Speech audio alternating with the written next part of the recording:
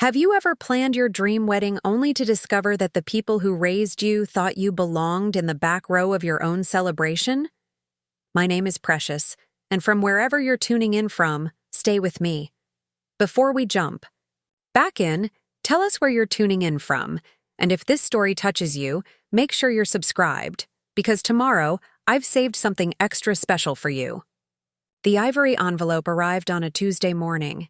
Thick cardstock with my own address printed in elegant script. I remember thinking how strange it was to receive mail at my apartment when I had been living there for 3 years. The return address made my stomach drop. Thompson Family Coordinator, my wedding coordinator, sending me something at my old address instead of my current one. But what was inside made my blood run cold. It was a seating chart. My seating chart.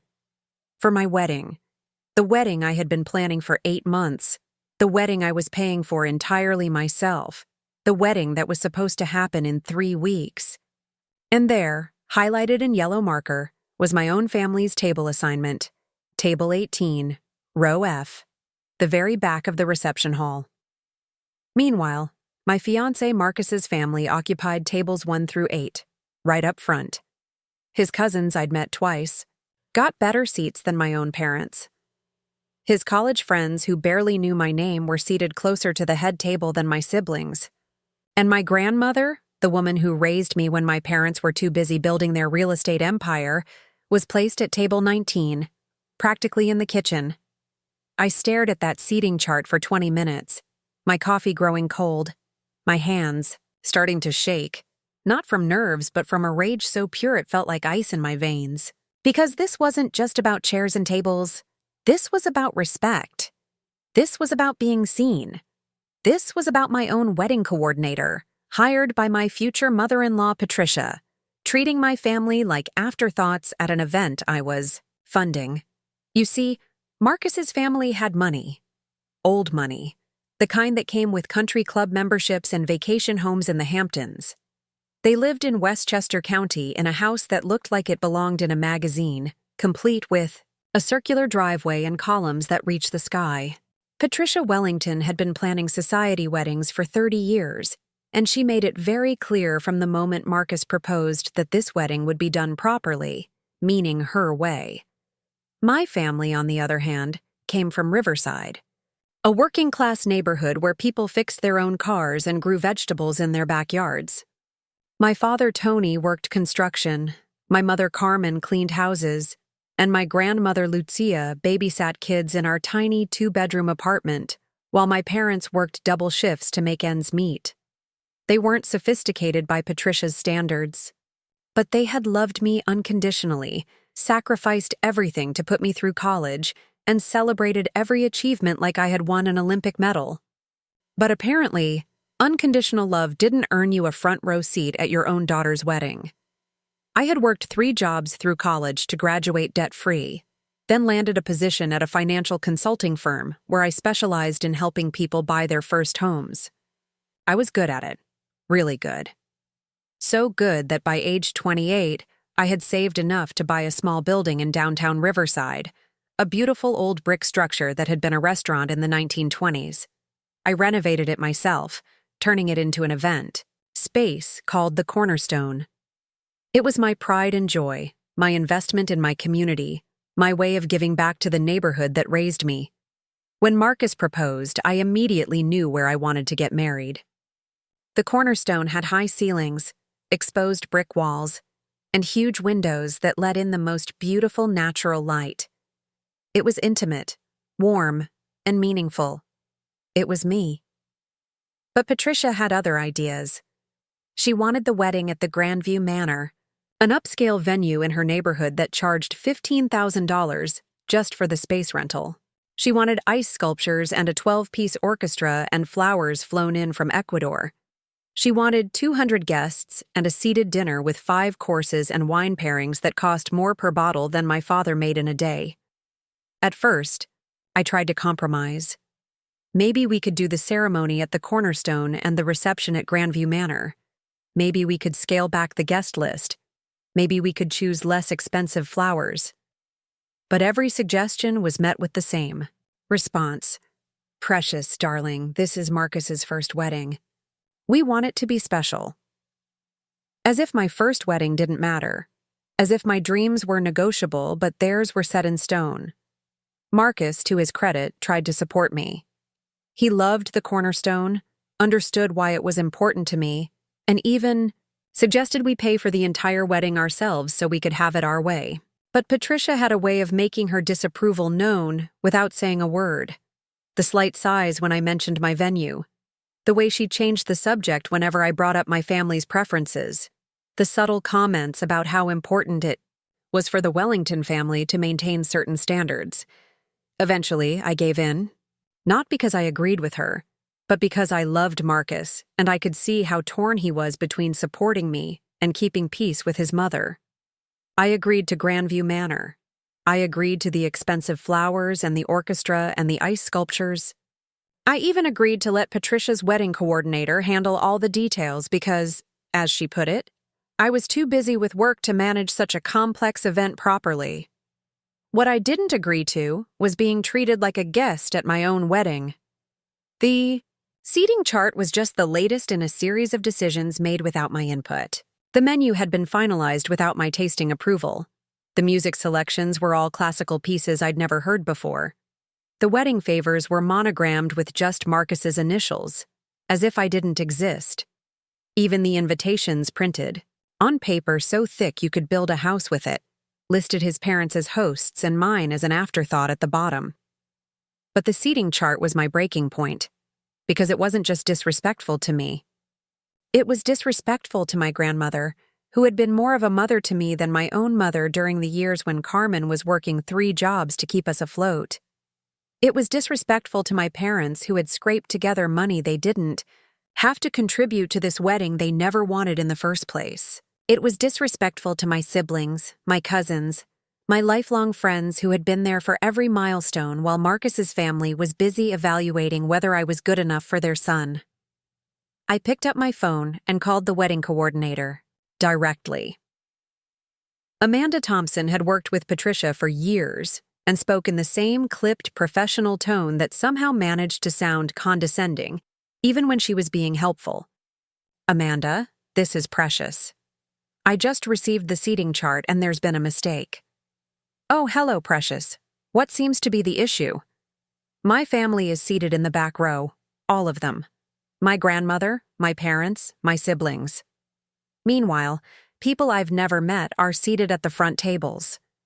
Preparing and narrating this story took us a lot of time, so if you are enjoying it, subscribe to our channel. It means a lot to us.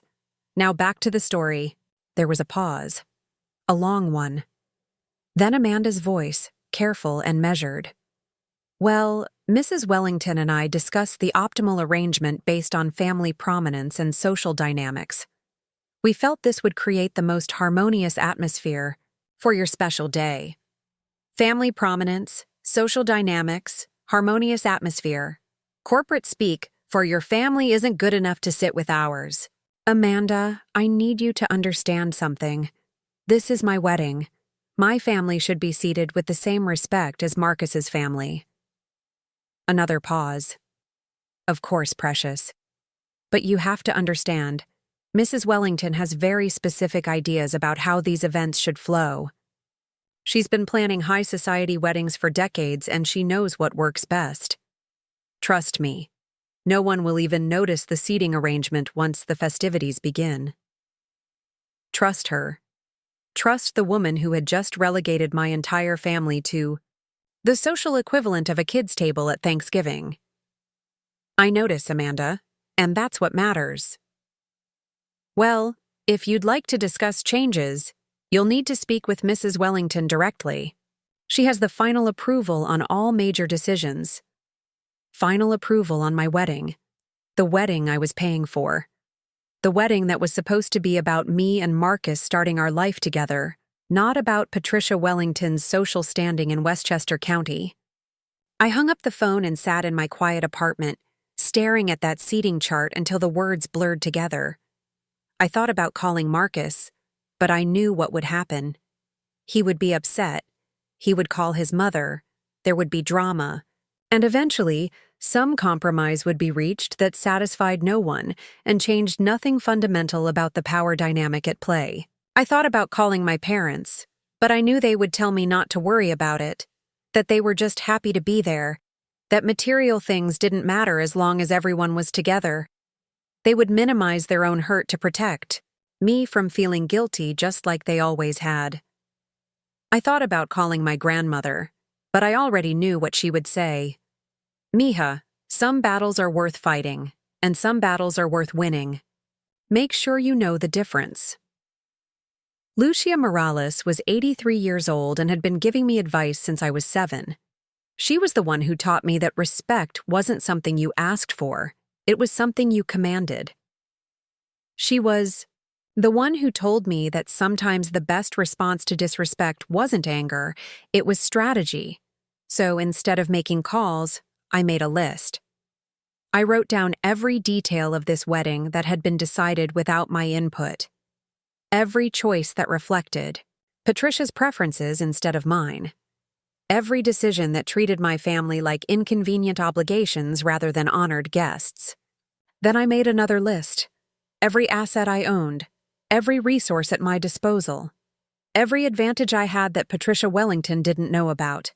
The cornerstone was mortgage-free.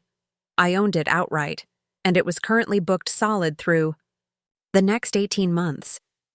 I had relationships with every vendor in the area, florists who owed me favors, musicians who played at my venue regularly, caterers who trusted my judgment, photographers who knew my style. I had built a reputation in the events industry as someone who delivered exactly what she promised, on time and under budget.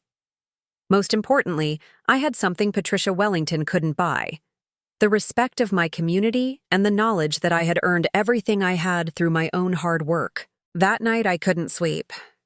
I kept thinking about my grandmother's hands, weathered from decades of hard work, carefully ironing the dress she planned to wear to my wedding. I thought about my father, who had taken extra shifts for 3 months to save money for a wedding gift he couldn't afford. I thought about my mother, who had been practicing English phrases with my cousins so she could give a proper toast at the reception. They deserved better than Table 18, Row F. They deserved better than being treated like social liabilities at their own daughter's wedding. And I deserved better than feeling like a guest at an event I was paying for. By morning, I had made my decision. I wasn't going to fight with Patricia Wellington. I wasn't going to argue with Amanda Thompson. I wasn't going to put Marcus in the middle of a battle between his mother and his fiancé. I was going to do something that would ensure my family never felt like second-class citizens again. The first call I made was to my attorney, David Chen, who had handled the purchase of the cornerstone and had become a trusted friend over the years. David, I need to ask you about contract law. If someone has booked a venue for an event and they've paid deposits, but the final payment isn't due until the week of the event, can they legally cancel without penalty if the venue is no longer available? Well, that would depend on the specific terms of the contract and the reason for unavailability. Why do you ask? Hypothetically, if a venue owner decided to close for renovations during a previously booked event, would the client have legal recourse? David was quiet for a moment. Precious, what exactly are you planning? I'm planning to take control of my own wedding. The second call I made was to Isabella Rodriguez, the event coordinator at the Cornerstone. Isabella had been with me since I opened the venue, and she understood my vision better than anyone. She also happened to be one of the most talented event planners in the state, capable of organizing a wedding for 200 people in less than 3 weeks if necessary. Isabella, I need to ask you a favor, a big one. Anything, Precious. What do you need? I need you to help me plan a wedding, my wedding, for 3 weeks from Saturday. But isn't your wedding already planned? At Grandview Manor? It was. Now it's going to be at the Cornerstone. And, Isabella, I want it to be perfect. I want it to be everything I originally dreamed of, but better. There was excitement in her voice when she responded. Are you serious? We're really doing this? We're really doing this. The third call. was the hardest one. I called Marcus at work, knowing he had back-to-back meetings all day and wouldn't be able to talk long. "Hey babe, what's up? I only have a few minutes before my next client call." "Marcus, I need to tell you something important. I'm moving our wedding to the Cornerstone." Silence. Long silence. "Precious, what are you talking about? The wedding is in 3 weeks. Everything is already arranged." "I know, and I'm unarranging it. I'm canceling Grandview Manor and having our wedding at my venue instead." "You can't just cancel everything 3 weeks before the wedding. My mother will lose her mind. The deposits, the vendors, the invitations have already gone out." "Marcus, did you see the seating chart your mother's coordinator sent me?" "What seating chart?"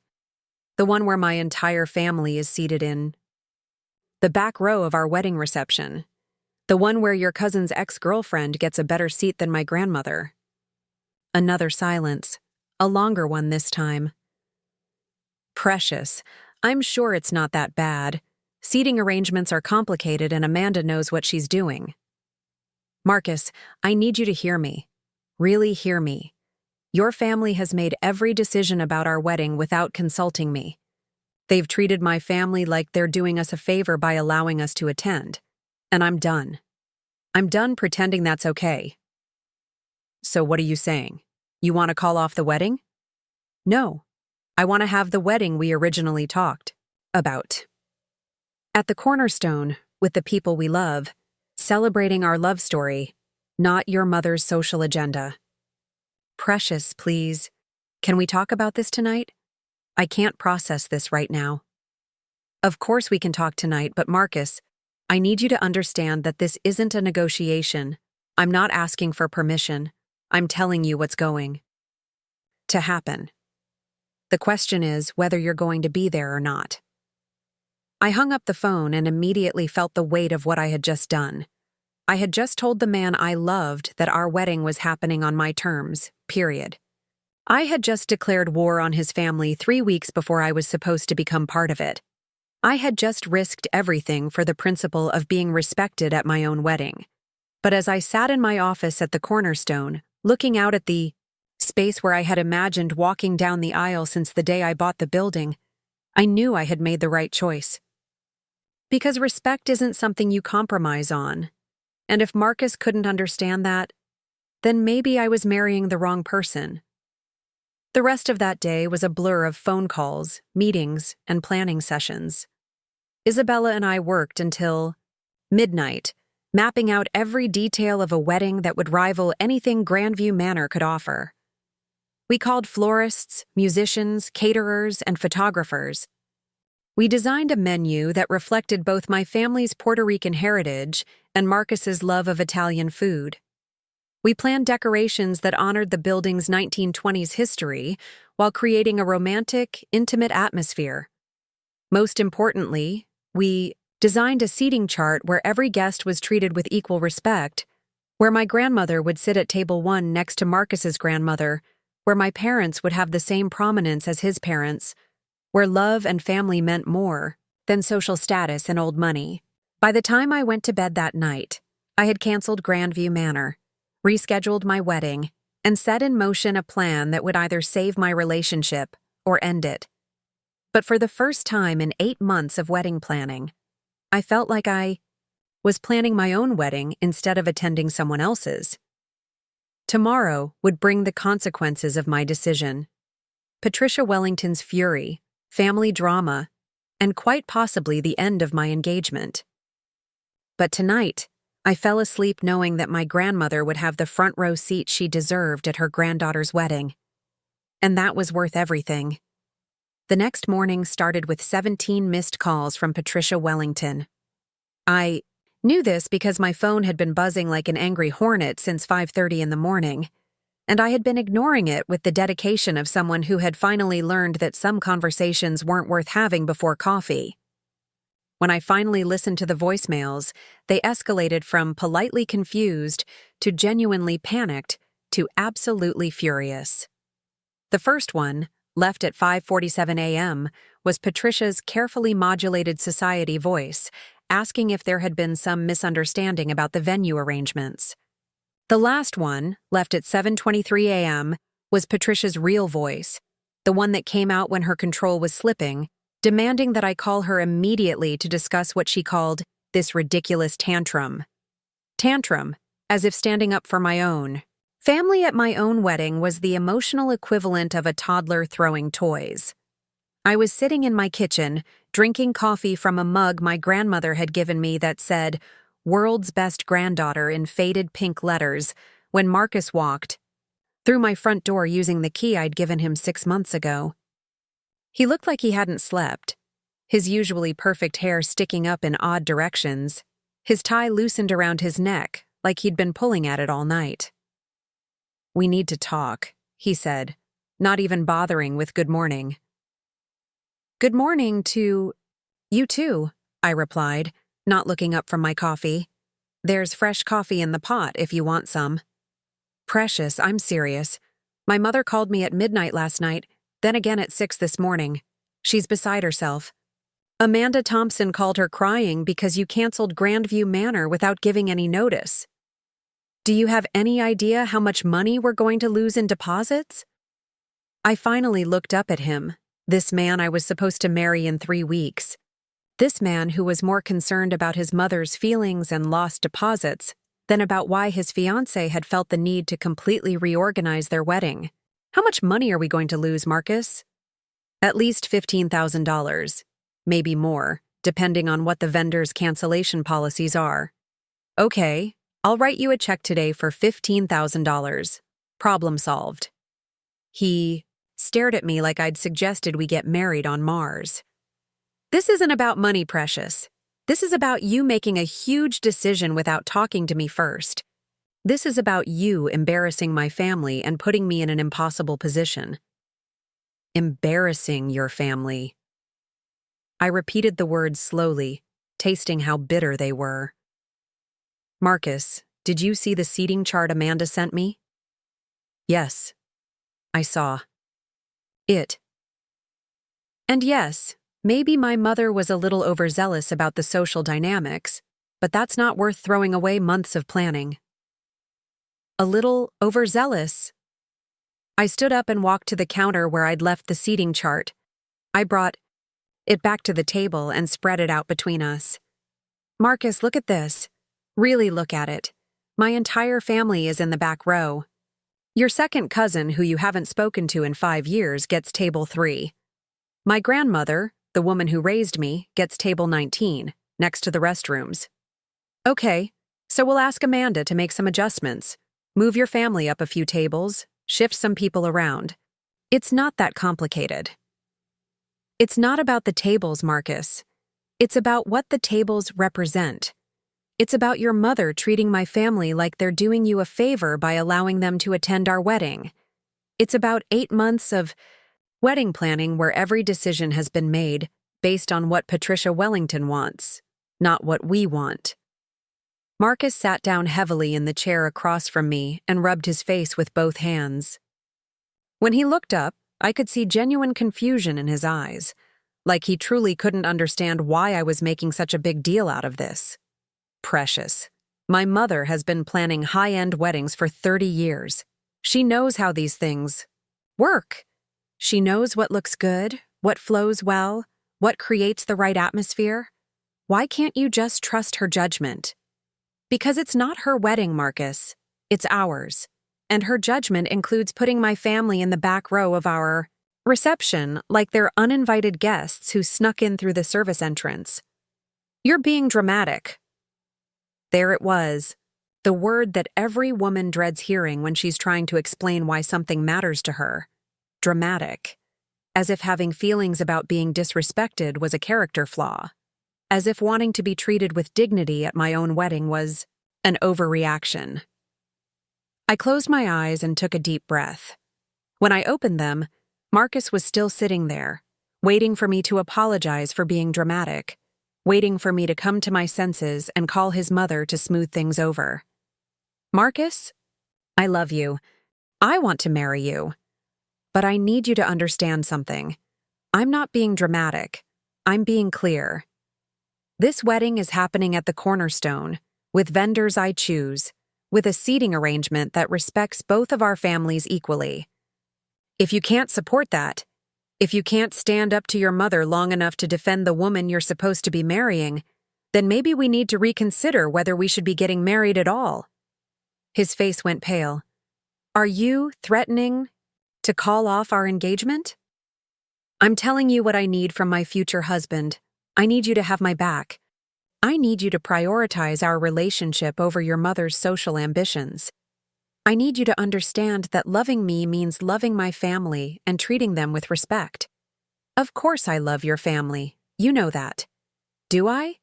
Because when your mother relegates my grandmother to table 19 and you tell me it's not that complicated to fix, it doesn't feel like love. It feels like tolerance. Marcus was quiet for a long time, staring at the seating chart like it might rearrange itself if he looked hard enough. Finally, he looked up at me with something that might have been understanding in his eyes. What do you need me to do? I need you to call your mother and tell her that we're having our wedding at the Cornerstone and that we're grateful for all her help with the planning. But from now on, we'll be handling the details ourselves. She's going to lose her mind. Probably. But Marcus, if we can't handle your mother losing her mind over our wedding venue, how are we going to handle her opinions about where we live, how we raise our children, what kind of car we drive, or any of the other decisions married couples have to make together? He winced, and I could see him imagining a lifetime of battles between his mother and his wife, a lifetime of being caught in the middle, a lifetime of choosing sides. It wasn't a pretty picture, but it was an honest one.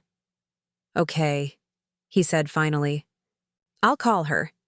But Precious, I need you to understand that this is going to cause a lot of family drama. Some people might not come to the wedding if it's at the Cornerstone instead of Grandview Manor. Then they'll miss a beautiful wedding because they cared more about the address than about celebrating our marriage. Marcus left to go have what I imagined would be a very difficult conversation with his mother. I spent the morning at the Cornerstone with Isabella, finalizing details that should have been finalized months ago if I'd been planning my own wedding from the beginning. Isabella had worked miracles overnight. She'd contacted every vendor on my preferred list, and amazingly, most of them were available for our date. The florist who had done arrangements for the Cornerstone's grand opening was excited to create something special for my wedding. The photographer who had documented my building's renovation was honored to capture my wedding day. The caterer who had catered my housewarming party was thrilled to design a menu that reflected both my heritage and my tastes. It's like the universe wants this wedding to happen here, Isabella said as she showed me sample arrangements and menu options.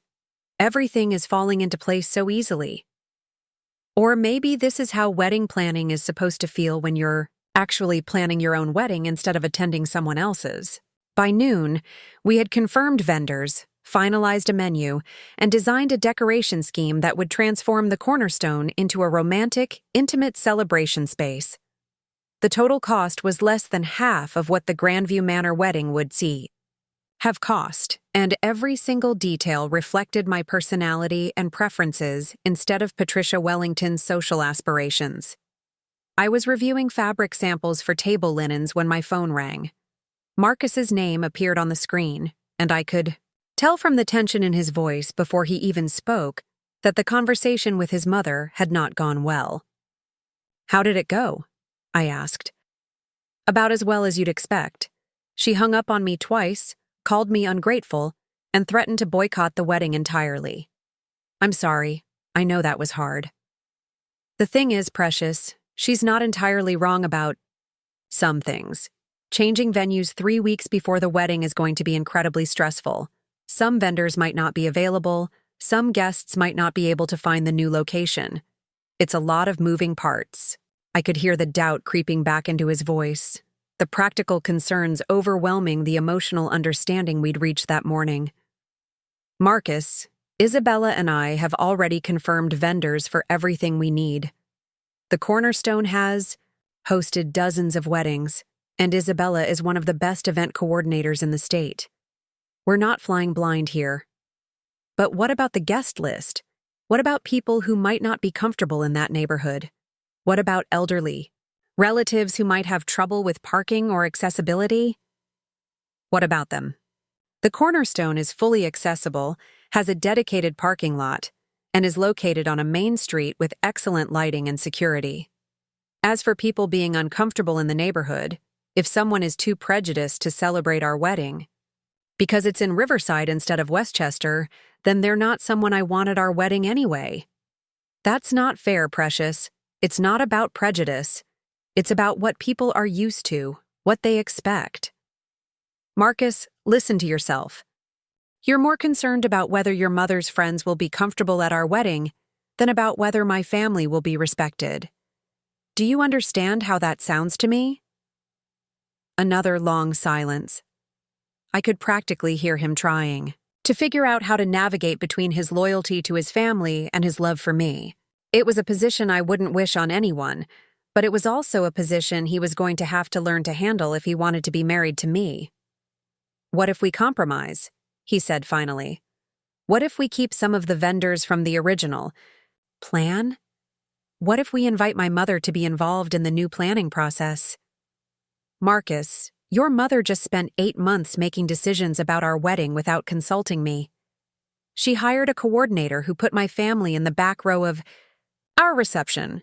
She chose flowers, music, and menu items without asking what I wanted, and now you want to invite her to do the same thing at my venue? So what are you saying? That my mother can't be involved in our wedding at all? I'm saying that your mother can be involved as the mother of the groom, not as the wedding coordinator. She can give input and suggestions, but she can't make unilateral decisions about our wedding. And if she can't accept that, then she's choosing not to be involved. The conversation ended without resolution. Marcus said he needed time to think, time to figure out how to manage his family's expectations, time to adjust to the idea that our wedding was going to be very different from what he'd been envisioning for the past 8 months. That afternoon, I drove to my parents' house in Riverside to tell them about the change in plans. I found my mother in the kitchen, as usual, making sofrito from scratch for dinner. The smell of garlic, onions, and cilantro filled the small space, and for a moment, I was 7 years old again, sitting at the kitchen table doing homework while my mother cooked, and my grandmother told me stories about growing up in Puerto Rico. Mommy, I need to tell you something about the wedding. Carmen Morales looked up from her cutting board, instantly alert to the tone in my voice. What's wrong, mija? Did something happen with Marcus? Nothing's wrong. Actually, something's finally right. We're not having the wedding at Grandview Manor anymore. We're having it at the Cornerstone. My mother's face went through several expressions at once. Confusion, concern, and then something that might have been relief. Your place? But I thought Marcus's family wanted the fancy venue. They did, but Marcus's family doesn't get to decide where I get married. We do. I told her about the seating chart, about months of being excluded from decisions about my own wedding, about realizing that I was about to start my marriage by accepting disrespect as the price of keeping peace. My mother listened without interrupting, occasionally nodding or making small sounds of understanding. When I finished, she was quiet for a long time, still chopping vegetables with the practiced efficiency of someone who had been feeding a family on a tight budget for 30 years. Precious, she said finally, I have to tell you something. Your father and I, we were not comfortable with that other venue. All those rich people, all those rules about how to dress and how to talk. We were going to go because it was your wedding, but we were not looking forward to it. Why didn't you tell me? Because we thought it was what you wanted. We thought maybe you were trying to fit into Marcus's world, and we didn't want to make it harder for you. Mommy, I never wanted to fit into a world that didn't have room for you and Papi and Abuela. My mother smiled, the first genuine smile I'd seen from her in months when we talked about the wedding. The Cornerstone is perfect, mija. That place, it has your heart in it. It makes sense to get married there. That evening, I called my grandmother to tell her about the change. Lucia Morales had lived through the Depression, raised 4 children while working in a textile factory, and buried 2 husbands without ever losing her sense of dignity or her ability to speak her mind. Abuela, we're moving the wedding to the Cornerstone. I wanted you to hear it from me first. Good, she said without hesitation. That other place, it was too fancy for real happiness, too worried about appearances to care about love. Are you okay with it being at my venue instead of somewhere more traditional? Mija, you know what's traditional? Family. Respect. Celebrating love with the people who matter. That fancy place, all it cared about was impressing people who don't even know you. Your place, it knows your heart. My grandmother had a way of cutting through complicated situations and finding the simple truth at the center. The simple truth was that I was choosing love over appearances, family over social status, authenticity over approval. It was the right choice, even if it was the harder one. The next few days were a whirlwind of activity. Isabella and I worked 18-hour days finalizing every detail of the wedding. We tasted cakes from 3 different bakeries before finding one that could create a tres leches cake with traditional vanilla buttercream that would honor both my heritage and Marcus's preferences.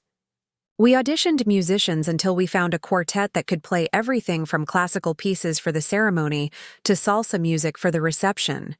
We designed centerpieces that incorporated both white roses and bird of paradise flowers, elegance, and vibrancy in perfect balance. Meanwhile, the Wellington family crisis was escalating. Patricia had called in reinforcements, enlisting Marcus's aunts and cousins to pressure him to change my mind. His grandmother, a formidable woman named Eleanor, who had been the social queen of Westchester County for 60 years, had apparently declared the situation unprecedented and deeply concerning. Marcus was caught in the middle, fielding phone calls from relatives who had opinions about our wedding venue, our guest list, and my decision-making process. Some of them were threatening not to attend if the wedding wasn't at Grandview Manor. Others were questioning whether I was the right woman for Marcus if I was going to create family discord before we were even married. They're saying you're trying to isolate me from my family, Marcus told me during one of our increasingly tense conversations. They think you're using the wedding as a power play to establish dominance. And what do you think? I think you're doing what you believe is right. But Precious, some of these people have been part of my family my whole life. If they don't come to our wedding, it's going to create lasting problems. Marcus, they're not refusing to come because the venue changed. They're refusing to come because they don't approve of your choice in a wife. The venue is just an excuse. It was a harsh truth, but I was beginning to understand that the conflict over our wedding was really about much deeper issues. It was about class, about control, about who got to make decisions in our relationship.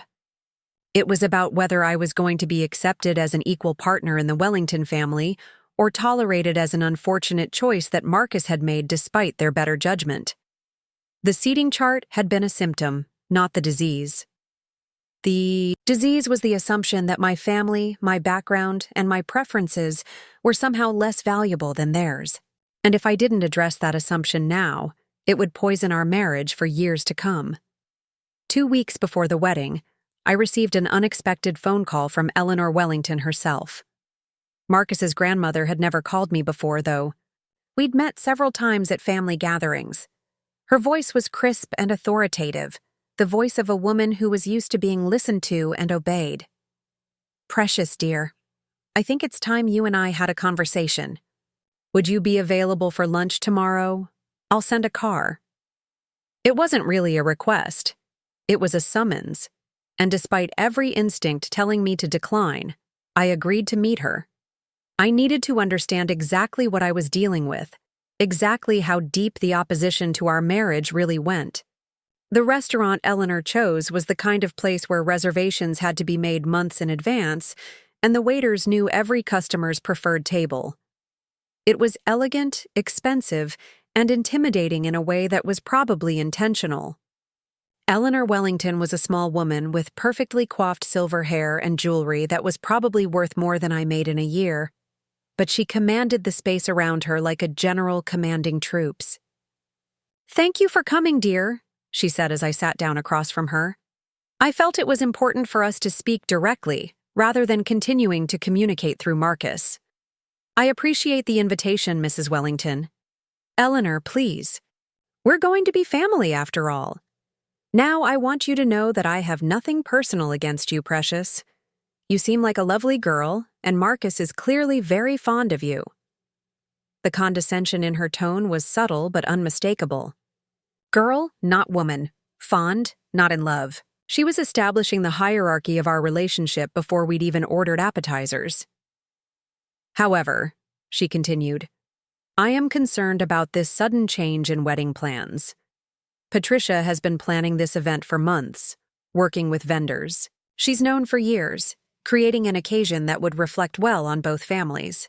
This last-minute switch to a different venue seems impulsive and potentially damaging to family relationships." "Mrs. Wellington, with respect, the change wasn't sudden. I've been expressing concerns about the wedding planning process for months. The venue change was simply the result of those concerns not being addressed." "What concerns, exactly?" I decided to be direct. "The concern that my family was being treated as second-class citizens at my own wedding. The concern that decisions were being made without my input. The concern that the wedding was reflecting your family's preferences rather than Marcus's and mine." Eleanor's expression didn't change, but something shifted in her eyes. "Precious, planning a wedding of this magnitude requires experience and expertise. Patricia has both. Your family, while I'm sure they're wonderful people, may not be familiar with the expectations and protocols of a formal wedding. Patricia was trying to create an event that would be comfortable for everyone. Comfortable for everyone except my family, who were seated in the back row of the reception. Seating arrangements are complex, dear. There are social dynamics to consider, family histories, business relationships. It's not simply a matter of putting people wherever you'd like them to sit." The conversation continued for an hour, with Eleanor explaining why the Wellington family's way of doing things was the correct way, and me trying to explain why being correct wasn't the same as being respectful. We were speaking different languages, operating from completely different value systems, and neither of us was going to convince the other. But as I listened to Eleanor's carefully phrased objections to my wedding plans, I realized something important. This wasn't really about the venue or the seating chart or the flowers. This was about control. The Wellington family was used to being in charge, used to having their preferences treated as requirements, used to other people adapting to their expectations rather than the other way around. And they saw my refusal to go along with their plans as a threat to that control. If I could change the wedding venue against Patricia's wishes, what other family decisions might I influence? If I could prioritize my family's comfort over their traditions, what other challenges to their authority might I present? I was being tested. This wedding was my initiation into the Wellington family, and the test was whether I would accept their dominance or insist on my own autonomy. The seating chart had been designed to show me my place in their hierarchy. My response had shown them that I rejected that hierarchy entirely.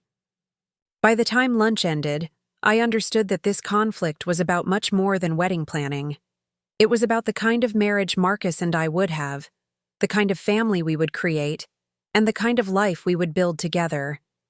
And I knew that if I backed down now, if I apologized and went back to Grandview Manor and accepted Table 18 for my family, I would be setting a precedent that would define my relationship with the Wellington family for the rest of my life. That night, I called Marcus and told him about my conversation with his grandmother. "She's not wrong about some things," he said after I described the lunch. "Family dynamics are complicated. There are relationships and histories that go back decades. Maybe there's a way to honor both sides without creating so much conflict. Marcus, your grandmother just spent an hour explaining to me why my family doesn't deserve the same respect as yours at our wedding. There's no compromise. Position here. Either my family is treated with dignity or they're not. But what if we could adjust the seating arrangement? What if we could find a middle ground that works for everyone? I realized then that Marcus still didn't understand what this was really about. He was still thinking in terms of logistics and compromise, still believing that the right arrangement of tables and chairs could solve a problem that was really about respect and equality. Marcus, I need to ask you something, and I need you to give me an honest answer. Do you think your family is better than mine? What? No, of course not. Why would you ask that? Because your family's behavior suggests that they do, and your willingness to keep negotiating with them suggests that maybe, on some level, you agree with them. That's not fair, Precious. I love your family. You know that. Loving someone and respecting them are two different things. Your mother loves you, but she doesn't respect your ability to make decisions about your own wedding. Your grandmother loves the idea of having me in the family, but she doesn't respect my right to have input into my own wedding planning. So what are you saying? That I have to choose between you and my family? I'm saying that you have to choose what kind of husband you want to be. Do you want to be the kind of husband who stands up for his wife when she's being disrespected? Or do you want to be the kind of husband who asks his wife to accept disrespect for the sake of family harmony? The conversation ended without resolution. Like so many of our conversations over the past 2 weeks, Marcus needed time to think, time to figure out where his loyalties lay, time to decide what kind of man he wanted to be. Meanwhile, I had a wedding to finish planning. 1 week before the wedding, everything was ready. The cornerstone had been transformed into a romantic, intimate celebration space that reflected both my personality and my dreams. The vendors were confirmed, the menu was finalized, and the decorations were elegant but warm, sophisticated but welcoming. My dress hung in my closet, a simple but stunning gown that I had chosen myself, without input from Patricia Wellington or her preferred bridal consultant. My grandmother's pearl necklace, worn by 3 generations of women in my family, was ready to be my something old. My mother's rosary, blessed by our parish priest, would be my something borrowed. The only thing left to finalize was whether Marcus would be standing at the altar waiting for me, or whether my decision to prioritize respect over approval had cost me the man I loved. 2 days before the wedding, Marcus appeared at my door with a bottle of wine and a serious expression. We sat on my couch, the same couch where we'd had our first real conversation about marriage, where he'd told me he wanted to build a life with me that honored both of our backgrounds and dreams. "I've been thinking about what you said," he began. "About what kind of husband I want to be, and you're right. I want to be the kind of husband who has your back, even when it's difficult." Relief flooded through me, but I waited for him to continue. "I called my mother yesterday and told her that we're having our wedding at the cornerstone period. I told her that her behavior toward your family has been unacceptable, and that if she wants to be part of our marriage, she needs to treat you and your family with respect." How did she take it? About as well as you'd expect. She cried, she yelled, she told me I was making the biggest mistake of my life, but I didn't back down. And eventually, she calmed down enough to have a real conversation. And she's coming to the wedding. She's not happy about the venue change, and she's definitely not happy about losing control of the planning process. But she's coming. She even offered to help with last-minute details if you want her to. I smiled, feeling lighter than I had in weeks. "What about the rest of your family?" "Most of them are coming. A few of my more distant relatives decided they're suddenly too busy to attend, but honestly, those are people I barely know anyway. The people who matter, the people who actually care about us as a couple, they're going to be there." We opened the wine and spent the evening talking about our wedding, really talking about it for the first time in months. Marcus told me about details of the original planning that had bothered him, but that he'd been afraid to mention. I told him about moments when I'd felt invisible in my own wedding planning process. We talked about boundaries we needed to set, with both of our families, about how to build a marriage that honored our different backgrounds without losing ourselves in the process. For the first time since this whole conflict began, I felt like we were planning our wedding together as partners, as equals. It felt like coming home. The night before the wedding, I couldn't sleep. Not because I was nervous about marrying Marcus, but because I was overwhelmed by the realization of what I had accomplished. I had stood up for myself and my family. I had refused to accept disrespect as the price of keeping peace. I had insisted on being treated as an equal partner in my own marriage, and I had won. More importantly, I had learned something about myself that I would carry into my marriage and beyond. I had learned that respect isn't something you ask for or negotiate for or compromise about. Respect is something you demand, something you establish through your actions and your boundaries, something you maintain by never accepting less than you deserve. Tomorrow, I would walk down the aisle at the cornerstone, surrounded by people who loved and respected me, wearing my grandmother's pearls and my mother's blessing, toward a man who had chosen to stand up for our relationship even when it was difficult.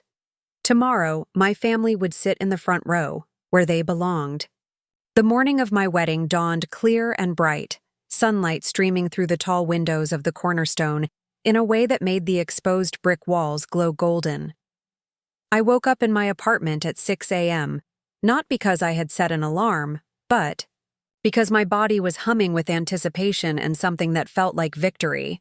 Today was the day I would marry Marcus Wellington in a ceremony that reflected our love story, not his mother's social aspirations. Today was the day my grandmother would sit in the front row, wearing the purple dress she had been saving for a special occasion for 3 years. Today was the day I would prove that standing up for yourself doesn't cost you everything you love. It actually helps you keep what matters most. I made coffee and sat at my kitchen table, looking out at the quiet morning street in Riverside. In a few hours, this neighborhood would be filled with guests arriving for my wedding, many of them people who had never set foot in this part of town before. Some of Marcus's relatives had expressed concern about parking, about safety, about whether there would be adequate valet service. But today, they would see what I had always known about this community, that it was full of people with generous hearts, strong families, and deep roots. My phone buzzed with a text from Isabella. "Good morning, beautiful bride. Everything is ready and perfect. See you at the venue in an hour for final walkthrough." Another text, this one from my cousin Maria. "Abuela is already dressed and pacing around the house. She's so excited she might explode before the ceremony starts." Another from Marcus. "I can't wait to marry you today. Thank you for fighting for us." I smiled, feeling the last of my anxiety dissolve. This was going to be a beautiful day. At 7:30, I drove to the cornerstone for the final walkthrough before guests arrived. Isabella met me at the entrance, practically glowing with pride as she walked me through the transformed space. The main hall had been decorated with white fabric draping that softened the industrial elements while highlighting the building's character. Round tables were arranged to create intimate conversation spaces, each one topped with centerpieces that combined white roses with bright bird of paradise flowers in tall glass vases that caught and reflected the natural light. The ceremony space had been set up in front of the large windows facing the street, with chairs arranged in a semicircle that would allow every guest to have a clear view of the altar. Instead of a traditional long aisle, we had created a curved path lined with petals that would allow me to walk through our guests rather than past them, making the ceremony feel more like a celebration with friends than a formal procession. "Precious. It's absolutely stunning," Isabella said as we surveyed the finished setup. "This is exactly what a wedding should feel like. Personal, meaningful, beautiful, without being pretentious." She was right. The space felt warm and welcoming. Elegant but not intimidating. Sophisticated but approachable. It felt like me. More importantly, it felt like us. Like the life Marcus and I wanted to build together. At 9 a.m., the vendors began arriving. The florist brought additional arrangements that would line the ceremony space and fill the entrance with the fragrance of fresh flowers. The photographer, a woman named Sarah Chen, who had documented community events in Riverside for years, arrived early to capture the preparation process. The musicians, a string quartet composed of teachers from the local music school, began setting up their instruments near the windows where the natural acoustics would carry their music throughout the space. At 10 a.m., my bridal party arrived. My sister Diana, my cousin Maria, and my best friend from college, Jennifer, came in laughing and carrying garment bags and makeup cases. These were the women who had supported me through every major decision in my adult life, who had celebrated my successes and comforted me through my failures, who had never once questioned my right to be treated with respect and dignity. "Precious, this place looks incredible," Diana said as she looked around the decorated space. "I can't believe you pulled all this together in 3 weeks." "Isabella pulled it together," I corrected. "I just finally figured out what I wanted." "Which was what you wanted from the beginning," Jennifer added. "You just got distracted by trying to make other people happy." As we headed upstairs to the bridal suite, which was actually just the office space I used for meetings but which Isabella had transformed with mirrors, comfortable seating, and good lighting, I thought about Jennifer's observation. She was right. I had known from the moment Marcus proposed that I wanted to get married at the cornerstone, surrounded by the people who had shaped me into the woman I was. I had just allowed myself to be convinced that what I wanted wasn't sophisticated enough, wasn't good enough, wasn't appropriate for a Wellington wedding. But today, as I looked around at the space I had created with my own hands and my own vision, I knew that what I wanted had always been exactly right. It had just taken me a while to trust myself enough to insist on it. The morning flew by in a blur of hairstyling, makeup application, and getting dressed. My wedding dress was a simple but elegant design in ivory silk, with a fitted bodice and a flowing skirt that moved beautifully when I walked. It wasn't the elaborate gown with a 10-foot train that Patricia had suggested, but it was perfect for me, perfect for the ceremony we were having, perfect for the woman I had become. As Maria fastened my grandmother's pearl necklace around my neck, I felt the weight of 3 generations of strong women who had loved deeply, fought for their families, and never accepted less than they deserved. My great-grandmother had worn these pearls when she married my great-grandfather in Puerto Rico in 1952. My grandmother had worn them when she married my grandfather in New York in 1973. My mother had worn them when she married my father in their small church wedding in 1985. And now I was wearing them as I prepared to marry a man who had learned to value what I valued, to respect what I respected, to fight for what we both believed in. At 11:30, Isabella came upstairs to let me know that guests were beginning to arrive. "Your family is here," she said with a smile. "Your grandmother looks absolutely regal, and your parents are beaming with pride.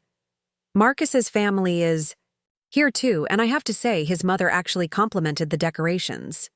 "Really?" she said, and I quote, "Well, this is certainly more tasteful than I expected," which I'm choosing to interpret as high praise from Patricia Wellington. I laughed, feeling lighter than I had in months. Patricia's grudging approval wasn't necessary for my happiness, but it was nice to know that even she could appreciate the beauty of what we had created. At noon, Isabella gave me the signal that it was time for the ceremony to begin. I took one last look in the mirror, adjusted my grandmother's pearl necklace, and took a deep breath. When I walked down that curved aisle in a few minutes, I would be walking toward my future as a married woman. But I would also be walking as someone who had learned to stand up for herself, to insist on respect, to create the life she wanted, rather than accepting the life others thought she should have. The musicians began playing as I made my way downstairs to the entrance of the ceremony space. Through the glass doors, I could see our guests seated in the semicircle of chairs, talking quietly and smiling as they waited for the ceremony to begin. And there, in the front row on the right side, exactly where they belonged, sat my family, My grandmother, Lucia Morales, was wearing her purple dress and a wide smile, her hands folded in her lap and her back straight with pride. Next to her sat my parents, my father looking handsome in his best suit, and my mother radiant in a navy blue dress we had chosen together last month. My siblings, my cousins, my aunts and uncles, all of them in the front rows where honored family members should sit, where they could see every moment of the ceremony, where their presence would be part of the foundation of my marriage. On the left side, Marcus's family occupied their own front rows. Patricia Wellington looked elegant in a champagne-colored suit, her expression neutral, but not hostile. Eleanor Wellington sat beside her, wearing pearls that probably cost more than my car, but looking genuinely pleased to be there. Marcus's father, brothers, and extended family filled out the rest of the front section, all of them dressed appropriately for the occasion, and all of them present to witness our union. Behind them, friends from both sides of our lives mixed together. My co-workers from the financial consulting firm, Marcus's colleagues from his law practice, college friends, neighbors from Riverside, and clients who had become friends over the years. It was exactly the mix of people I had envisioned when I first imagined getting married. People who knew us as individuals and as a couple. People who cared more about our happiness than about social protocols. The ceremony began with the string quartet playing a piece that Marcus and I had chosen together, a classical arrangement of a song that had been playing the night we met at a friend's birthday party 3 years ago. As the music swelled, the doors opened and my bridal party began their walk down the curved aisle. Diana walked first, carrying a bouquet of white roses and bird of paradise flowers that echoed the centerpieces. She smiled at me as she passed, giving me a small nod of encouragement. Maria followed, then Jennifer, each of them beautiful and confident and proud to be part of this celebration. Then Marcus's groomsmen began their walk. His brother David, his best friend from law school, and his cousin who had flown in from California specifically for the wedding. They looked handsome in their dark suits and proud to be supporting Marcus on his wedding day. Finally, Marcus himself appeared at the altar. He looked incredibly handsome in his charcoal gray suit, but more than that, he looked happy. Genuinely, completely happy in a way that I hadn't seen during the months of stressful wedding planning. As our eyes met across the ceremony space, he smiled with such joy and love that I felt my own smile spread across my face in response. The music changed to the traditional wedding march, and I began my walk down the aisle. But instead of being walked by my father in the traditional giving away the bride ceremony, I had chosen to walk alone. Not because I didn't want my father's involvement, but because I wanted to symbolically represent that I was choosing this marriage as an independent adult, not being transferred from one family to another. As I walked the curved path through our guests, I made eye contact with people who had been important in my life. My grandmother nodded at me with tears in her eyes. My parents beamed with pride. Marcus's grandmother gave me a small, approving smile that felt like a benediction. Friends and colleagues offered encouraging smiles and whispered words of support. But mostly, I focused on Marcus, standing at the altar with his hands clasped in front of him and his face radiant with love and anticipation. This was the man who had learned to stand up for our relationship when it mattered. This was the man who had chosen to support my vision for our wedding, even when it created conflict with his family. This was the man I was about to promise to love, honor, and respect for the rest of my life. When I reached the altar, Marcus took my hands and leaned close to whisper, "You look absolutely beautiful, and this ceremony is perfect." The officiant, Father Rodriguez from my family's parish, began the ceremony with words about love, commitment, and the importance of building a marriage on a foundation of mutual respect and shared values. As he spoke about the significance of bringing two families together, I looked out at our guests and felt overwhelmed with gratitude for everyone who had chosen to be there, everyone who had supported our relationship, everyone who had celebrated our love story. When it came time for the vows, Marcus spoke first. He had written his own words, and as he began to speak, I could see Patricia Wellington dab at her eyes with a tissue. "Precious," he said, his voice clear and strong. "3 weeks ago, you taught me something about love that I thought I already knew. You taught me that loving someone means standing up for them, even when it's difficult. You taught me that respecting someone means valuing their opinions and their family and their dreams, not just tolerating them. You taught me that being a good husband means being your partner and your advocate, not just your companion." He paused, looking directly into my eyes. "You also taught me that you are a woman of incredible strength and integrity, and that I'm the luckiest man in the world to be marrying you. I promise to always have your back, to always treat your family with the respect they deserve, and to always remember that our marriage is about us, not about what other people expect from us." By the time he finished, there wasn't a dry eye in the ceremony space, including mine. When it was my turn to speak, I looked out at the faces of everyone we loved and felt the power of the moment, the significance of making these promises in front of the people who mattered most to us. "Marcus," I began, "when we first talked about getting married, you told me you wanted to build a life that honored both of our backgrounds and both of our dreams. For a while, I lost sight of that vision, and I'm grateful that you helped me find my way back to it. You showed me that true partnership means supporting each other's values, not just each other's goals." I took a breath, thinking about everything we had been through to get to this moment. "I promise to always be honest with you about what I need and what I value. I promise to stand up for our relationship when it matters, even when it's difficult. And I promise to build a marriage with you that is based on love, respect, and the understanding that we are equal partners in everything we do." Father Rodriguez. Blessed our rings, simple platinum bands that we had chosen together without input from anyone else. As we exchanged them, I felt the weight of the commitment we were making, not just to each other, but to the kind of marriage we wanted to have, the kind of family we wanted to create, the kind of life we wanted to build. By the power vested in me by the state of New York and in the sight of God and these witnesses, Father Rodriguez said, "I now pronounce you husband and wife. Marcus, you may kiss your bride."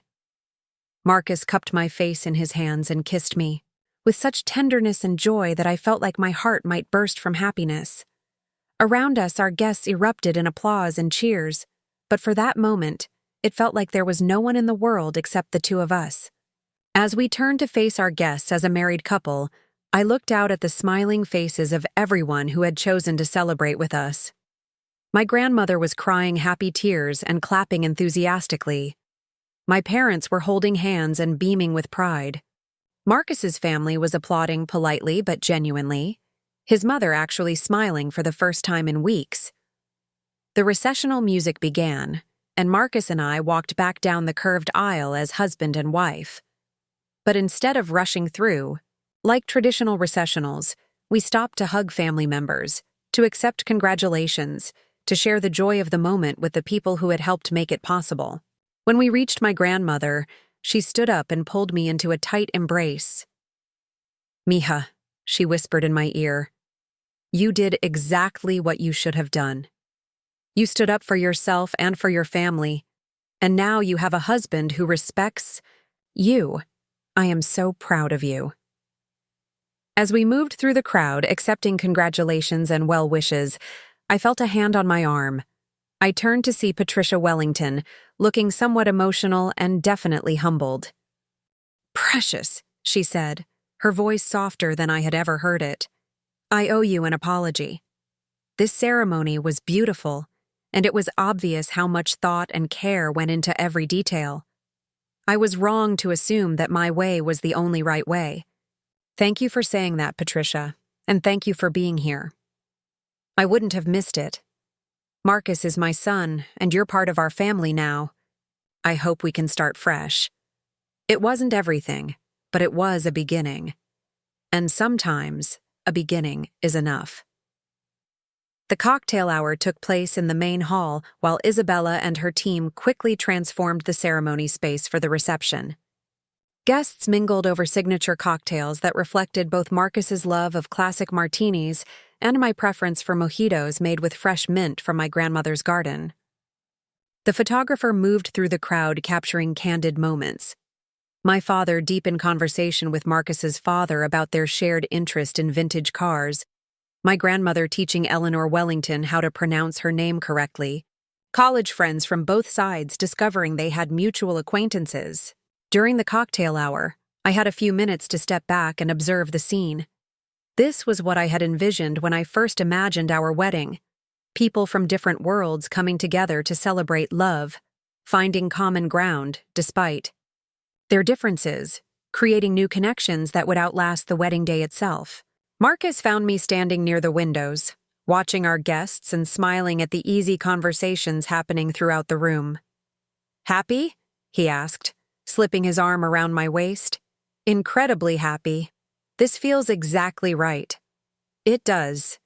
And Precious, I want you to know that watching you plan this wedding, watching you stand up for what you believed in, it made me fall in love with you all over again. You're amazing." When it was time for the reception to begin, Isabella gathered everyone in the main hall. The tables looked even more beautiful now that they were surrounded by people, the candlelight creating a warm glow that made everyone look radiant. The head table had been set up to include not just the bridal party, but also the parents and grandparents from both families, everyone who had played a significant role in shaping who we were as individuals and as a couple. Dinner was a celebration of both of our cultures and preferences. The menu included traditional Puerto Rican dishes that honored my heritage alongside Italian classics that reflected Marcus's family background. There was pernil and pasta, plantains and polenta, tres leches cake, and tiramisu. It was a feast. That told the story of who we were and where we came from, without trying to choose one culture over another. During dinner, the toasts began. Marcus's best friend spoke about watching Marcus grow into the kind of man who could be a true partner to a strong woman. Diana spoke about watching me find my voice and use it to create the life I wanted. My father gave a toast in both Spanish and English, welcoming Marcus to our family and expressing his pride in the woman I had become. But the toast that moved me most came from my grandmother. Lucia Morales stood up slowly, using her cane for support, and looked around the room with the dignity and grace that had carried her through 8 decades of life. "My granddaughter," she said in accented but clear English. "She has always known her own mind." Sometimes that made her family worry, because we thought maybe she would choose a difficult path. But today, I understand that knowing your own mind is not a problem to be fixed. It is a strength to be celebrated. She paused, looking directly at Marcus. "And Marcus, you have chosen a woman who will make you a better man, because she will never let you settle for less than you can be. Take care of her heart, and she will take care of yours." The room erupted in applause, and I felt tears streaming down my face.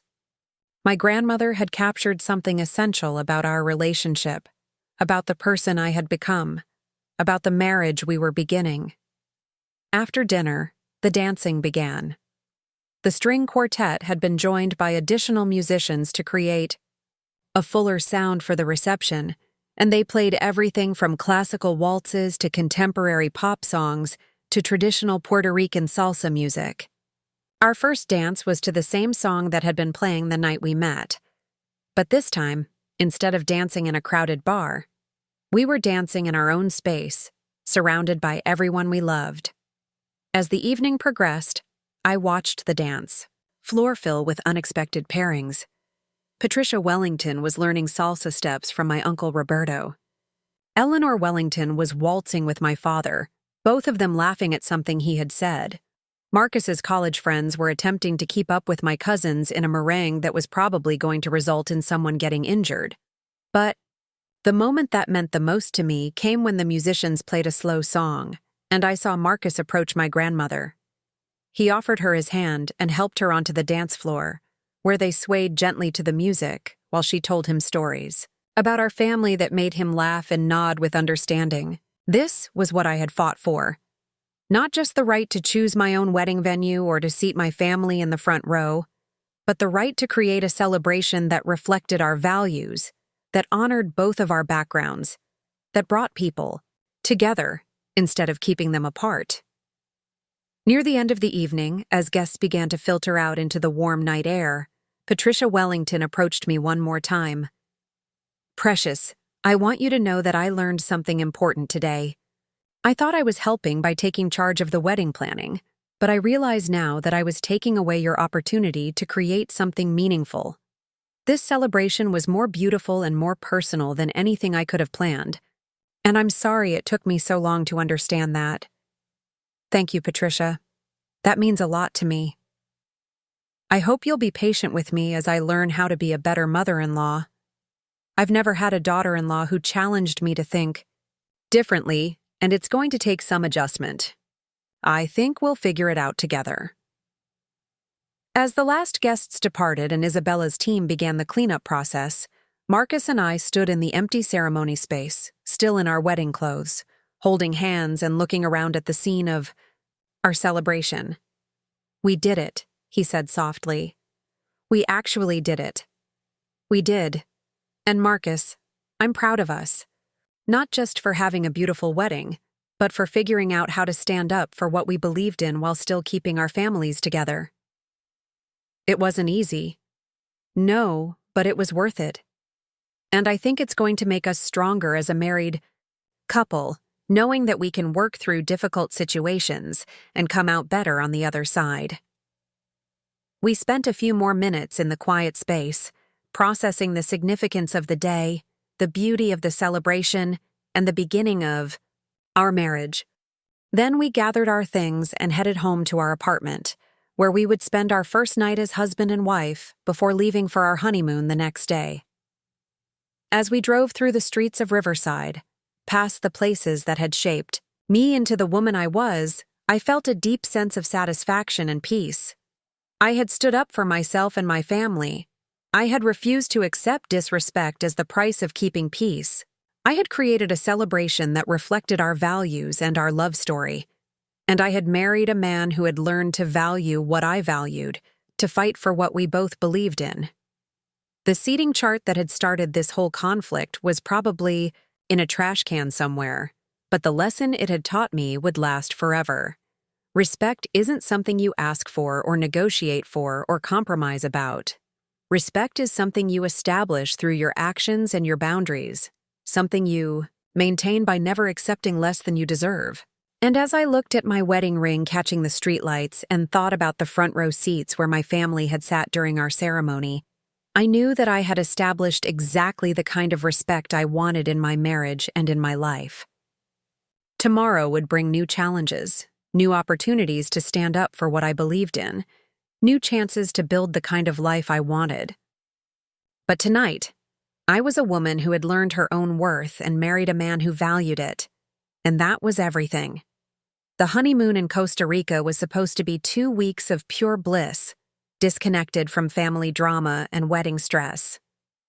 Marcus and I had chosen a small eco-resort on the Pacific coast where we could hike through rainforests, relax on pristine beaches, and focus on being newlyweds without any outside interference. For the first week, it worked perfectly. We slept late, explored hidden waterfalls, and spent hours talking about our dreams for the future without anyone else's opinions weighing on our conversations. But on day 8, as we were having breakfast, on our private balcony overlooking the ocean, Marcus's phone buzzed with a text message that would shatter our peaceful bubble. "It's from my mother," he said, frowning at the screen. "She says there's been some fallout from the wedding that we need to discuss when we get back." My stomach dropped. What kind of fallout? She's not being specific, just says that some family members have expressed concerns about the precedent we've set, and that there are conversations happening that affect how future family events will be handled. I set down my coffee cup with more force than necessary. "Marcus, We've been married for 8 days. 8 days. And your family is already trying to relitigate our wedding? I don't know what's happening, Precious. But we can't ignore it.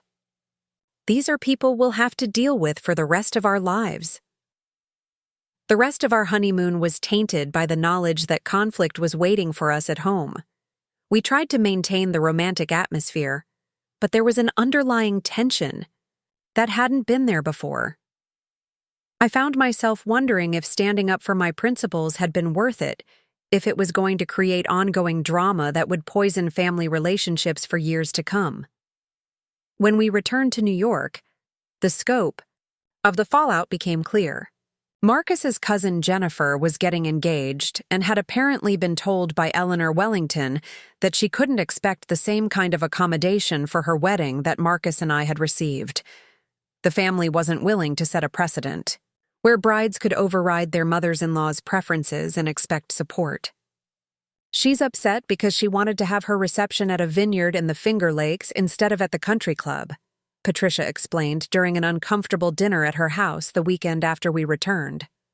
But Eleanor told her that, after what happened with your wedding, the family needs to maintain consistency in their standards. What does that have to mean exactly? I asked, already knowing I wasn't going to like the answer.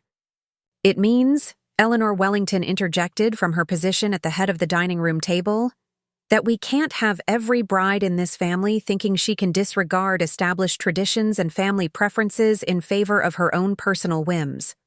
Personal whims. My decision to be treated with respect at my own wedding had been reduced to a personal whim. Eleanor? Marcus said carefully.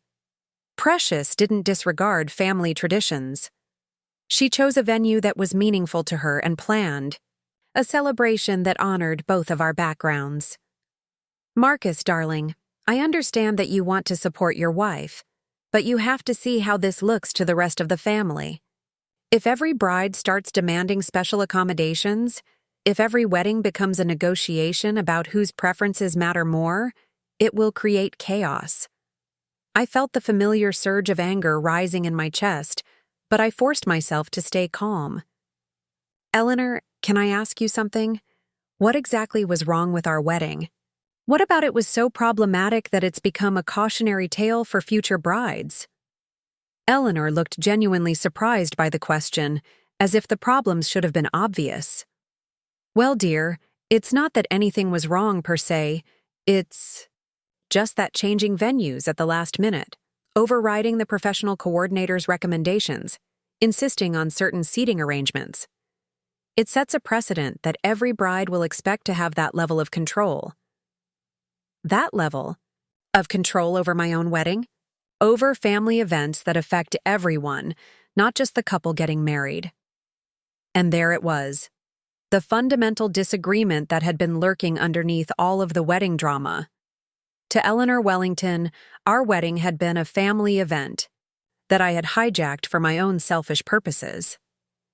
To me, it had been my wedding that his family had tried to control without my consent. The dinner ended with polite but strained conversation about other topics, but the damage had been done. Marcus and I drove home in tense silence, both of us processing the implications of what we'd heard. They're never going to let this go, are they? I said finally as we pulled into our apartment building's parking lot. It sounds like they're more concerned about maintaining control than they are about our happiness, Marcus admitted. And that's not okay. But over the next few weeks, it became clear that the precedent issue was bigger than just Jennifer's wedding preferences. Marcus's brother David was dating a woman named Sarah who came from a middle-class background similar to mine. At a family barbecue, I overheard Eleanor Wellington telling Patricia that they needed to be careful about how much influence Sarah was allowed to have over David's decisions, given what had happened with Marcus and me. We can't have another situation where family traditions are abandoned in favor of political correctness, Eleanor said, not bothering to lower her voice even though I was standing less than 10 feet away. Political correctness. Treating my family with respect had been redefined as political correctness. The breaking point came 2 months after our wedding, at Marcus's birthday dinner. Patricia had organized a celebration at the country club, and the guest list included extended family members who had been at our wedding. During cocktails, Marcus's Aunt Carol approached me with what she clearly thought was a helpful suggestion.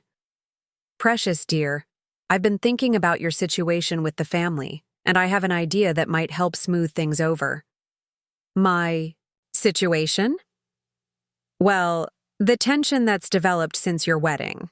I think it would go a long way toward healing if you offered to help Jennifer plan her wedding using the traditional approach. You know, show that you can work within the family system when it's not your own event."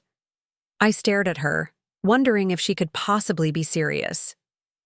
"Carol, are you suggesting that I prove my loyalty to the family by helping Jennifer plan a wedding according to Eleanor's preferences instead of her own? I'm suggesting that you show some flexibility and family spirit. Jennifer is a sweet girl, and she's been influenced by your example to make demands that aren't really appropriate. If you guided her back toward a more traditional approach, it would demonstrate that you understand the importance of family harmony." "And if I refuse?" Carol's smile became strained. "Well, I suppose that would tell us where your priorities really lie, wouldn't it?" That night, Marcus and I had the most serious conversation of our young marriage. I told him about my exchange with his aunt, about the ongoing comments from various family members, about the growing sense that I was being asked to apologize for standing up for myself by helping to suppress another woman's ability to do the same. "They want me to prove my worth to the family by convincing Jennifer to give up what she wants for her wedding," I said. "They want me to participate in doing to her what they tried to do to me. That's ridiculous. Jennifer should get to have the wedding she wants, just like you did." "Then you need to tell your family that, because right now they're using our wedding as an excuse to control every other woman who marries into this family." Marcus was quiet for a long time, processing the implications of what I was saying. Finally, he looked up at me with a troubled expression. "Precious, what if they never accept you? What if no matter what you do, no matter how much you try to find middle ground, they always see you as the outsider who disrupted their system?" It was the question I'd been afraid to ask myself. Then we'll have to decide what's more important, their acceptance or our integrity. The crisis escalated when Eleanor Wellington called Marcus directly to discuss what she called the Jennifer situation. According to Marcus, his grandmother was genuinely concerned that our wedding had created unrealistic expectations for future family brides, and she wanted us to take responsibility for the consequences. She said that if every bride thinks she can override family preferences, it will destroy the cohesion that's held the Wellington family together for generations, Marcus told me after the phone call. "And what did you tell her?" "I told her that family cohesion shouldn't be built on suppressing individual preferences. I told her that if the family can't adapt to include different approaches to celebrating love, then maybe the cohesion isn't as strong as she thinks it is." "How did she take that?" "About as well as you'd expect. She said I was being naive about family dynamics, and that marriage requires compromise and sacrifice for the greater good. She meant sacrifice from the women, not from the family system. That's what I'm starting to understand." 3 months after our wedding, Jennifer's engagement was called off. Not because she and Marcus's cousin had fallen out of love, but because the stress of wedding planning had created so much family conflict that they decided to postpone the engagement indefinitely. Jennifer had wanted her vineyard wedding, family had insisted on the country club, and her fiancé had been unwilling to support her against his family's preferences the way Marcus had supported me. When Marcus told me the news, I felt sick to my stomach. A young couple's relationship had been damaged because the Wellington family was so determined to prevent another precedent-setting wedding that they'd made Jennifer's engagement into a test of family loyalty. "This is my fault," I said. "If I hadn't changed our wedding venue, if I hadn't created this conflict about control and respect, Jennifer would be planning her dream wedding right now. Precious, this is not your fault. This is the result of a family system that prioritizes control over love, tradition over individual happiness. Jennifer's engagement ended because her fiancé wouldn't stand up for her, not because you stood up for yourself. But despite Marcus's reassurance, I couldn't shake the feeling that my decision to fight for respect had somehow made things harder for other women in the family. I started questioning whether standing up for my principles had been worth it if it created a more hostile environment for the women who came after me. The guilt was eating at me until I received an unexpected phone call from Jennifer herself. She had gotten my number from Sarah, David's girlfriend, and she wanted to talk about what had happened with her engagement. "Precious, I hope you don't mind me calling, but I needed to tell you something. What happened with my engagement wasn't your fault. Actually, seeing you stand up for what you believed in at your wedding was one of the few bright spots in this whole mess. I'm so sorry about the engagement. I feel like my wedding created problems for you. Your wedding didn't create problems for me. It revealed problems that were already there. When I saw how you insisted on being treated with respect, how you refused to accept a seating arrangement that disrespected your family, it made me realize that I deserved the same kind of respect for my own wedding." Jennifer went on to explain that the conflict over her wedding venue had actually exposed deeper issues in her relationship. Her fiancé had consistently sided with his family over her preferences, not just about wedding planning, but about major life decisions like where they would live and how they would spend holidays. "Watching you and Marcus work together to create a wedding that reflected both of your values showed me what a real partnership looks like," she said. It made me realize that I wasn't in a partnership.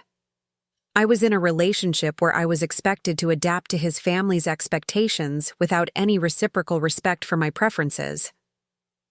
But if I hadn't made such a big deal about the venue change, maybe the family wouldn't have been so resistant to accommodating your preferences. "Precious, the family was resistant to accommodating my preferences because they don't believe women should have preferences that matter as much as family traditions. Your wedding didn't create that attitude. It just exposed it." Jennifer's perspective helped me understand that the conflict wasn't really about wedding venues or seating charts. It was about whether women who married into the Wellington family would be treated as equal partners or as people whose job was to adapt to existing family dynamics without question. A week after my conversation with Jennifer, Eleanor Wellington requested a private meeting with me. She invited me to lunch at her favorite restaurant, the same place where she had attempted to convince me to go along with the original wedding plans months earlier. This time, though, her agenda was different. "Precious, I owe you an apology," she said after we had ordered our meals. "I've spent the past few months blaming you for disrupting family harmony, but recent events have made me realize that perhaps our family harmony was built on some questionable foundations." I waited for her to continue, not sure where this conversation was heading. Jennifer's engagement ending was a wake-up call for me. That young woman was willing to give up a relationship rather than accept being treated as a junior partner in her own life decisions. And her fiancé was willing to let her go rather than stand up for her the way Marcus stood up for you. I'm sorry it came to that outcome. I'm not. I'm grateful that she discovered the true nature of their relationship before they got married. And I'm grateful that your example showed her what she should expect from a partner.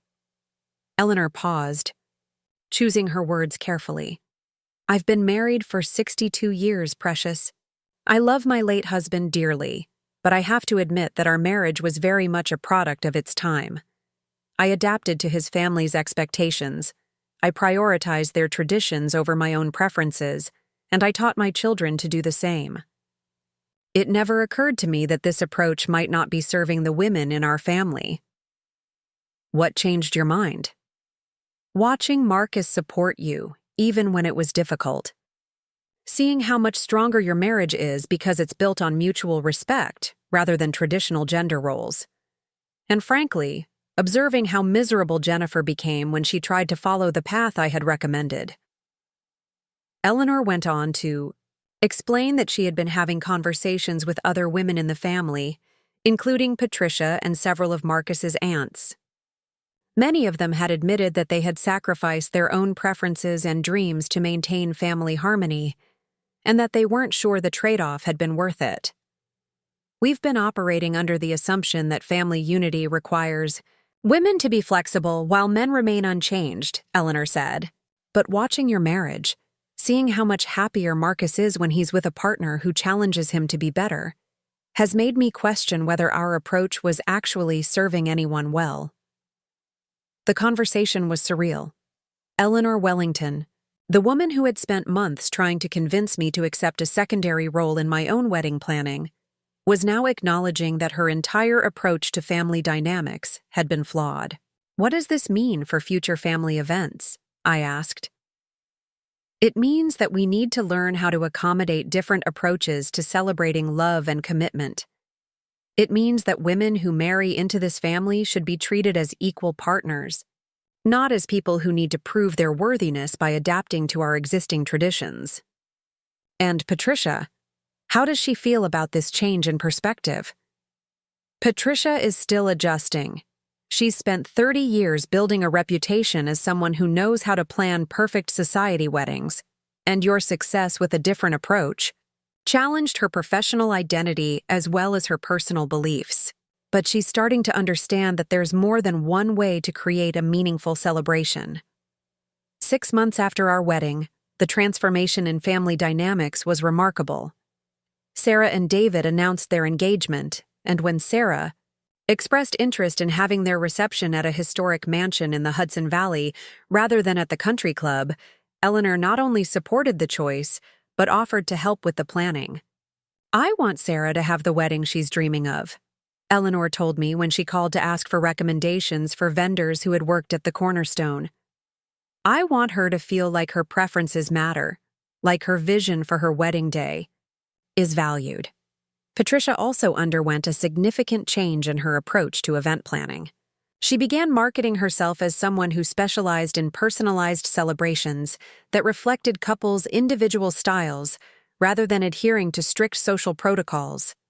Her business actually grew as a result, as younger couples appreciated her newfound flexibility and creativity. "Your wedding taught me that there's a difference between elegant and rigid," Patricia told me at David and Sarah's engagement party. "I was so focused on following established rules that I forgot the point was to create beautiful, meaningful celebrations." The most significant change, though, was in Marcus himself. Standing up for our relationship during the wedding planning process had transformed him from someone who avoided conflict to someone who actively advocated for what he believed in.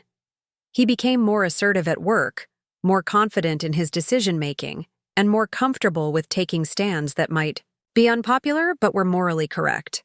"You changed me," he told me on our 6-month anniversary as we walked through Riverside, past the places that had shaped my childhood. "Not just by being my wife, but by showing me what it looks like to have principles and stick to them even when it's difficult. You changed too. You learned how to be my partner instead of just my boyfriend." It wasn't easy. For a while, I thought I was going to have to choose between you and my family. But you realized that supporting me didn't mean abandoning your family. It meant helping your family become better.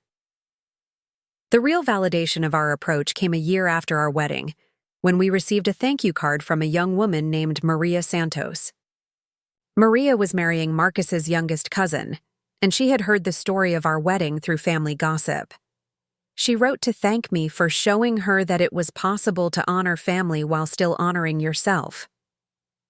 "Because of your example," she wrote, "I was able to plan a wedding that reflected my Puerto Rican heritage alongside my fiancé's Italian background." The family not only supported our decision to have a bilingual ceremony, but Eleanor Wellington herself suggested that we incorporate traditions from both cultures into the reception. I never would have had the courage to ask for what I wanted if I hadn't heard about how you stood up for what you believed in. Reading Maria's letter, I realized that the precedent Eleanor had been so worried about had indeed been set. But instead of creating chaos or destroying family cohesion, it had created space for more authentic relationships, more meaningful celebrations, and stronger marriages built on mutual respect rather than traditional gender roles. The seating chart that had started this whole journey was long gone, probably buried in some landfill along with thousands of other discarded wedding planning documents. But the lesson it had taught me about standing up for respect, about refusing to accept treatment that diminished my worth, about insisting on equality in my marriage, those lessons had created ripple effects that extended far beyond my own wedding day. Standing up for myself hadn't just given me the wedding I wanted. It had helped transform an entire family's approach to love, respect, and celebration. It had shown other women that they didn't have to choose between being loved and being respected.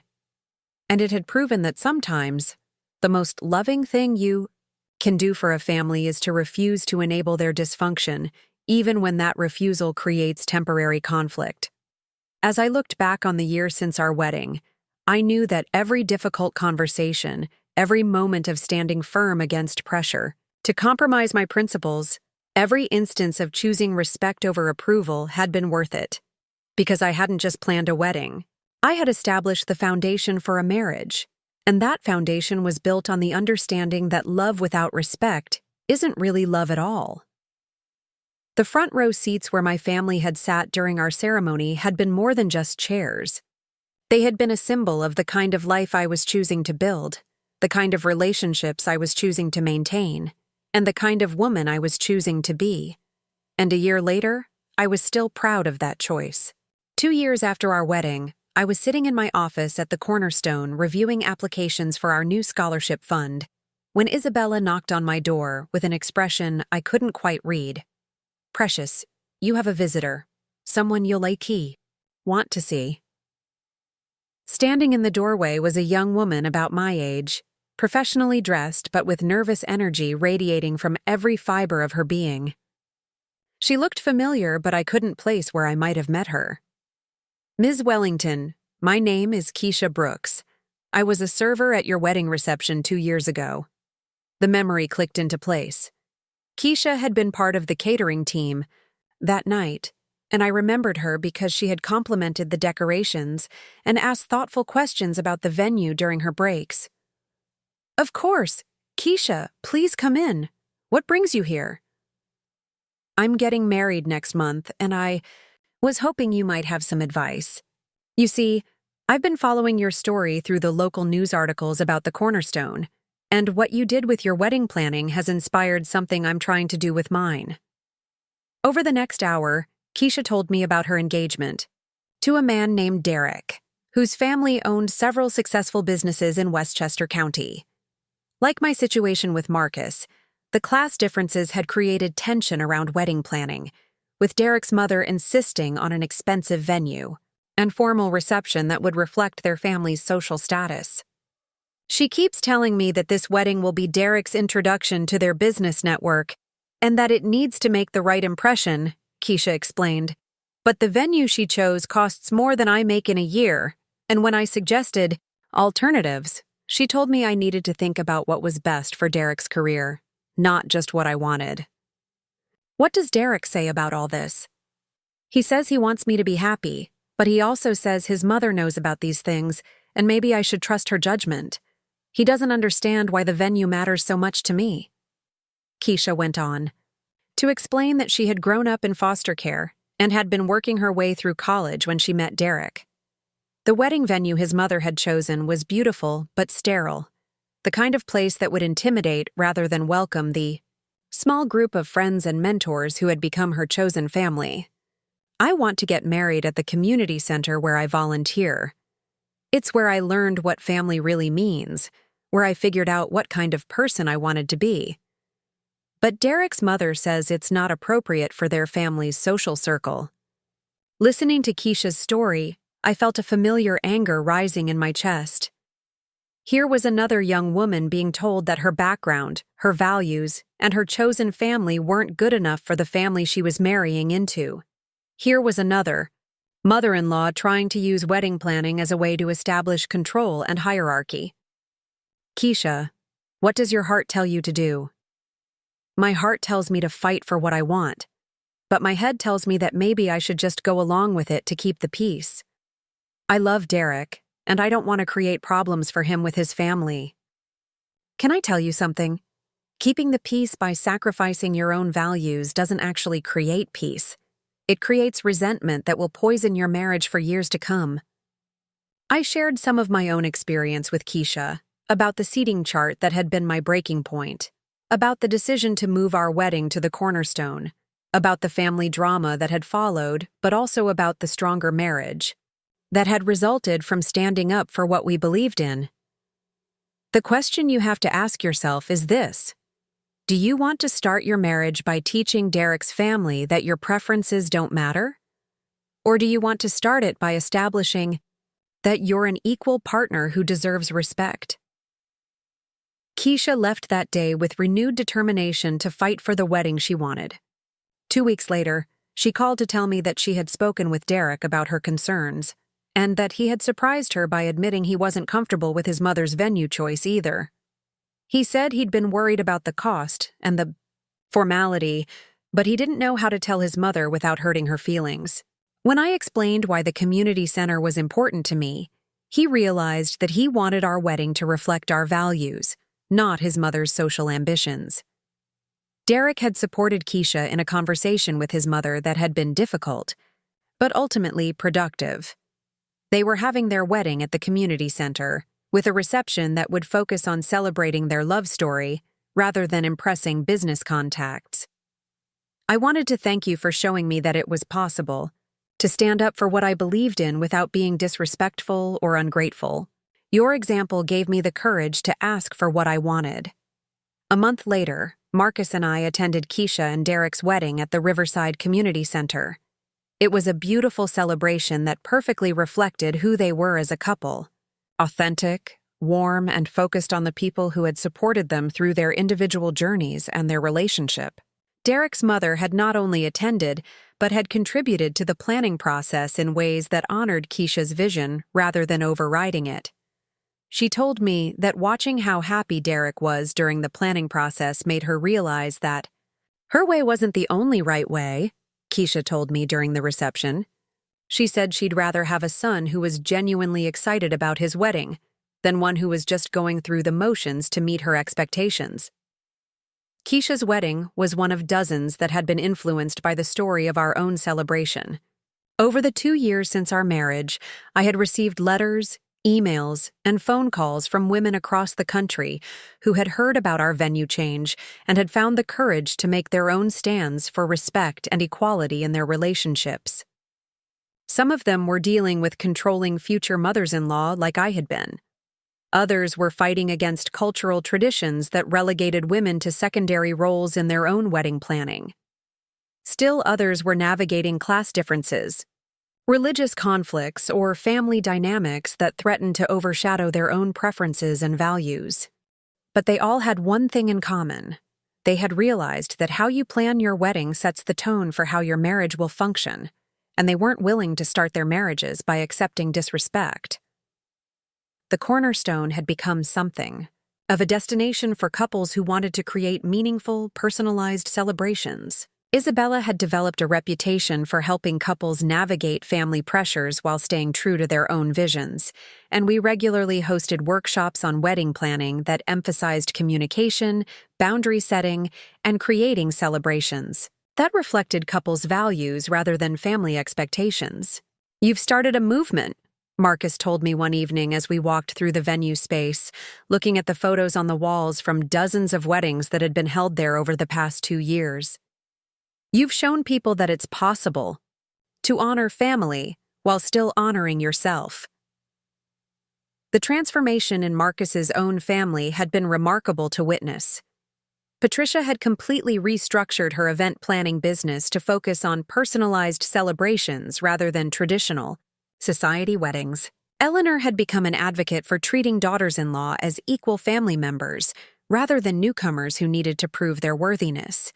And the younger generation of Wellington family members had embraced a more inclusive, flexible approach to family traditions. "The ironic thing is that our family is closer now than it was before," Marcus observed. "When people feel respected and valued, they want to participate. When they feel controlled and diminished, they pull away. David and Sarah's wedding had been a celebration of both Italian and Jewish traditions, with elements from both cultures woven throughout the ceremony and reception. Marcus's youngest cousin had married Maria Santos in a bilingual ceremony that honored both their heritages. Even Patricia had incorporated Puerto Rican and Irish traditions into her own anniversary celebration, acknowledging that diversity made celebrations richer rather than more complicated. The changes weren't limited to wedding planning. The Wellington. Families' approach to holiday celebrations, business decisions, and major life events had become more collaborative and inclusive.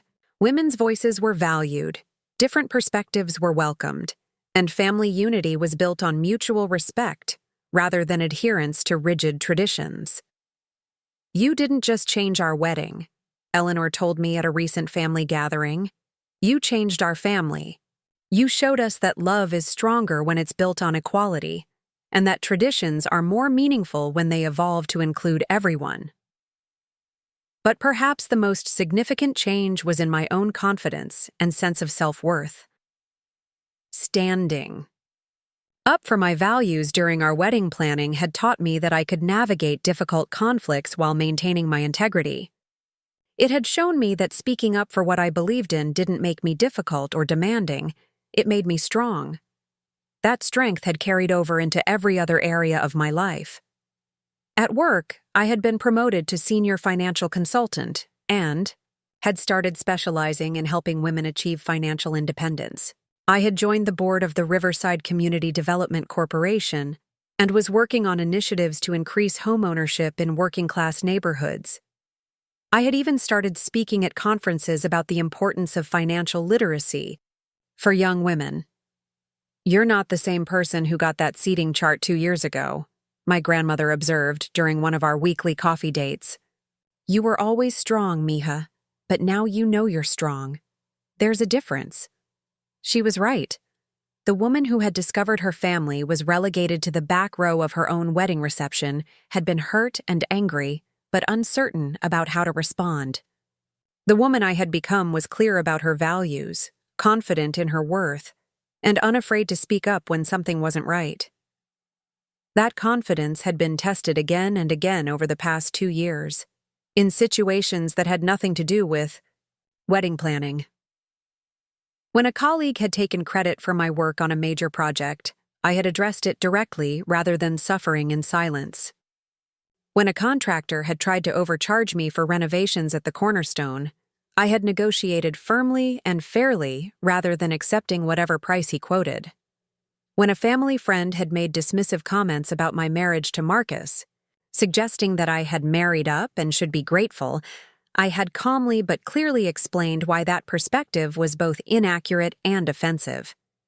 "You've taught me something important," Marcus told me on our second wedding anniversary as we sat in the same restaurant where we had our first date.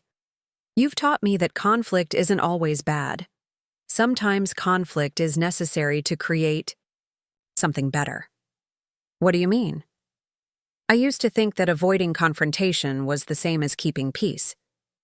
But watching you stand up for what you believed in, seeing how much stronger our relationship became because of it, I realized that real peace comes from resolving problems, not from pretending they don't exist." Marcus had applied that lesson to his own career, where he had started taking on cases that challenged corporate discrimination rather than sticking to safer commercial litigation. He had also applied it to his relationships with friends and colleagues, becoming someone who was willing to have difficult conversations when values were at stake. "The wedding was just the beginning," he continued.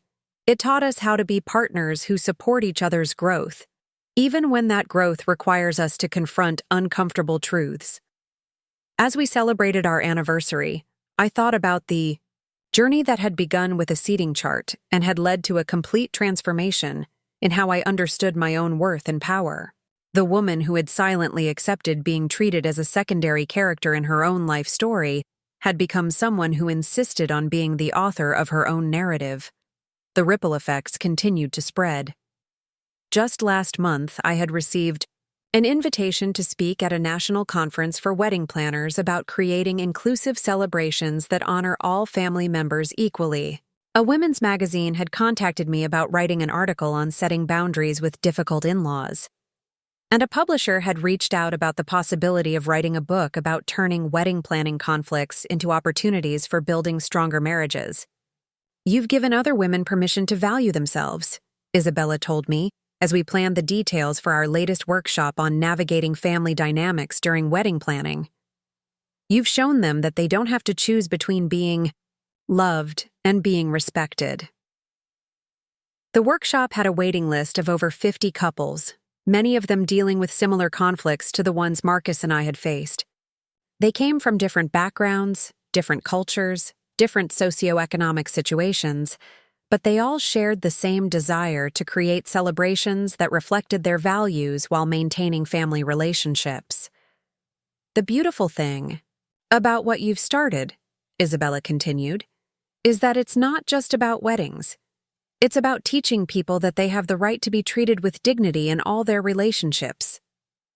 That evening, as Marcus and I walked through Riverside toward our apartment, I reflected on how much had changed since that morning 2 years ago, when I had received a seating chart that relegated my family to the back row of my own wedding. The external changes were obvious: the successful venue business, the stronger family relationships, the speaking opportunities, and media attention. But the internal changes were more profound. I had learned that respect isn't something you hope for or ask for politely. Respect is something you establish through your actions, maintain through your boundaries, and defend when necessary. I had learned that true love supports your growth and values your voice, while conditional acceptance asks you to shrink to fit someone else's comfort zone. Most importantly, I had learned that standing up for yourself doesn't make you selfish or difficult. It makes you someone worth standing up for. The seating chart that had started this whole journey was long forgotten, but the lessons it had taught me would last a lifetime. I had fought for the front row seats where my family belonged, and in doing so, I had claimed my own place in the front row of my own life. And as I looked ahead to whatever challenges and opportunities the future might bring, I knew that I would never again accept a seat in the back row of anything that mattered to me. Because I had learned something that every woman should know: you teach people how to treat you, and the lesson starts with how much you value yourself. The venue I owned, the marriage I had built, the confidence I had gained, they were all monuments to a simple truth. When you refuse to accept less than you deserve, you create space for something better to grow.